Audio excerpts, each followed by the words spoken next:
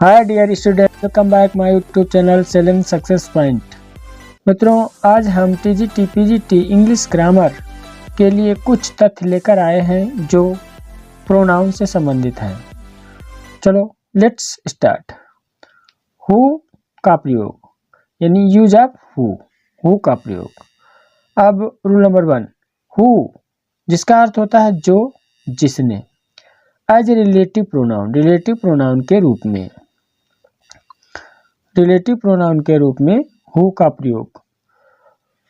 किसी नाउन के बाद हु आता है, जब किसी नाउन के बाद हु आता है तो वो रिलेटिव प्रोनाउन कहलाएगा। एग्जाम्पल में, this is Mohan, this is Mohan who helps the needy. जैसा कि ऊपर बताया जा चुका है कि नाउन के बाद हु आता है तो मोहन नाउन है और इसके बाद में हु का प्रयोग किया गया है, और हु के बाद में वर्ब और फिर ऑब्जेक्ट। हेल्प्स वर्ब है, द नीडी ऑब्जेक्ट है, तो सब्जेक्ट के स्थान पर यानी ये ऑब्जेक्ट हो गया, ये वर्ब हो गया, द नीडी ऑब्जेक्ट हो गया, हेल्प वर्ब हो गया है, तो सब्जेक्ट हु हो जाएगा। यानी अब सीधी तौर पर हम समझ गए हैं कि हु का प्रयोग सब्जेक्ट के रूप में किया गया है। हु का प्रयोग सब्जेक्ट के रूप में किया गया है, यानी यह एक सब्जेक्टिव प्रोनाउन है।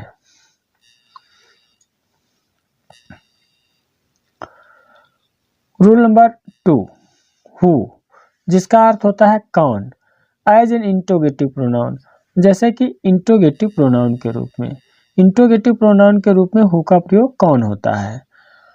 हु, एग्जाम्पल में, who helps the needy.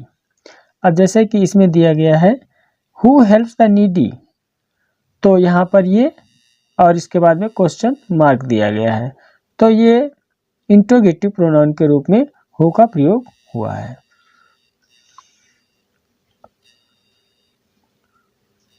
Rule number 3, who singular भी है, प्लूरल भी है, हु फर्स्ट पर्सन भी है, सेकेंड पर्सन भी है और थर्ड पर्सन है। जैसा कि दिया गया है, सिंगुलर है, प्लूरल है, फर्स्ट पर्सन है, सेकेंड पर्सन है, थर्ड पर्सन है, यानी हु का प्रयोग इन सभी के साथ होता है। एग्जाम्पल में, it is I, it is I who am teaching grammar, तो आई फर्स्ट पर्सन का प्रोनाउन है। और जैसा कि हम पहले बता चुके हैं कि हु के बाद में वर्ब और हु के पहले में नाउन या प्रोनाउन आता है, तो फर्स्ट पर्सन हो गया। It is they third person है, यानी हु से पहले थर्ड पर्सन आया है। और हु आर टीचिंग ग्रामर, अब जैसा कि हम देख रहे हैं कि हु के साथ प्लूरल वर्ब का प्रयोग हुआ है, तो हु के साथ में फर्स्ट पर्सन, थर्ड पर्सन और ये प्लूरल भी है, ये हम देख चुके हैं। तीसरा एग्जाम्पल है, it is he who is teaching grammar. अब जैसा कि हम जानते हैं ही थर्ड पर्सन का प्रोनाउन है और इसके साथ में इज दिया गया है जो कि सिंगुलर है, तो हु का प्रयोग हम सिंगुलर में भी करते हैं। तो हम समझ चुके हैं हु सिंगुलर है, प्लूरल है, हु फर्स्ट पर्सन भी आता है, सेकेंड पर्सन में भी आता है और थर्ड पर्सन में भी आता है।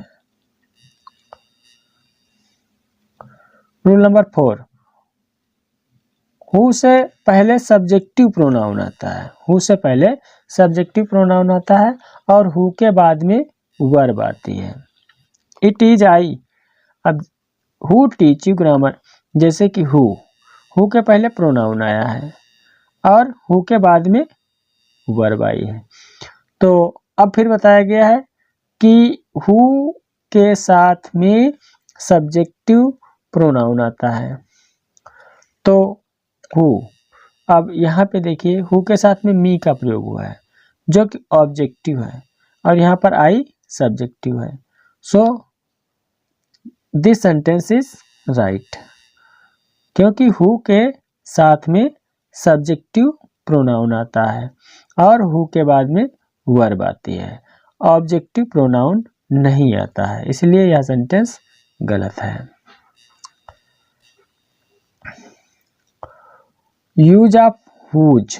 रूल नंबर 1, हुज जिसका अर्थ होता है जिसका, जिसके, जिनके, रिलेटिव प्रोनाउन के रूप में। रिलेटिव प्रोनाउन के रूप में हुज का प्रयोग जिसका, जिसके और जिनका अर्थ देता है। जैसा कि हम जानते हैं कि ये हुज का प्रयोग जो होता है पॉजेसिव केस में होता है और इसके बाद नाउन होना जरूरी होता है। जैसे सेंटेंस में दिया गया, this is Puneet whose son is a doctor, यानी सन किसका है, पुनीत का है। तो ये हुज का प्रयोग काहे में हुआ है, पॉजेसिव केस में हो गया है। फिर बताया गया है कि हुज के बाद में नाउन होना जरूरी है, तो हुज के बाद में सन ये नाउन है। तो हम सीधे से समझ गए हैं कि हु का प्रयोग करने से पहले हमें ये ध्यान रखना चाहिए कि हु के बाद में नाउन आता है और हु का प्रयोग हम पॉजेसिव केस में करते हैं। हुज। रूल नंबर 2, हुज जिसका, जिसके, जिनके, एज एन इंट्रोगेटिव, यानी इंट्रोगेटिव में इसका अर्थ होता है किसका, किसके, किनके। तो एग्जाम्पल में whose son is a doctor, किसका सन, डॉक्टर है। तो यहाँ पर हम इंट्रोगेटिव में हुज का प्रयोग देख सकते हैं। यूज ऑफ होम का प्रयोग, होम जिसकी, जिसकी, जिनको, as a relative pronoun. Relative pronoun में हम जानते हैं कि होम का अर्थ होता है जिसकी, जिनको। रिलेटिव प्रोनाउन के रूप में इसका प्रयोग होता है। लेकिन क्या होता है, ऑब्जेक्टिव केस में आता है। होम जो है ऑब्जेक्टिव केस में आता है और होम के बाद सब्जेक्ट का होना जरूरी होता है। Example, this is Sumit whom you helped yesterday। अब जैसा कि दिया गया है whom you helped yesterday, yes you subject हो गया, फिर वर्ब हो गया। तो क्या है कि whom के बाद सब्जेक्ट होना जरूरी है, तो you सब्जेक्ट हो गया, whom के बाद सब्जेक्ट है और whom का प्रयोग ऑब्जेक्टिव केस में किया जाता है। तो ये दिस इज सुमित whom ये ऑब्जेक्ट के रूप में आया है, तो ऑब्जेक्टिव केस में इसका प्रयोग होता है। Rule number 2, whom as an interrogative pronoun. Interrogative pronoun में इसका अर्थ होता है किसकी, किनको।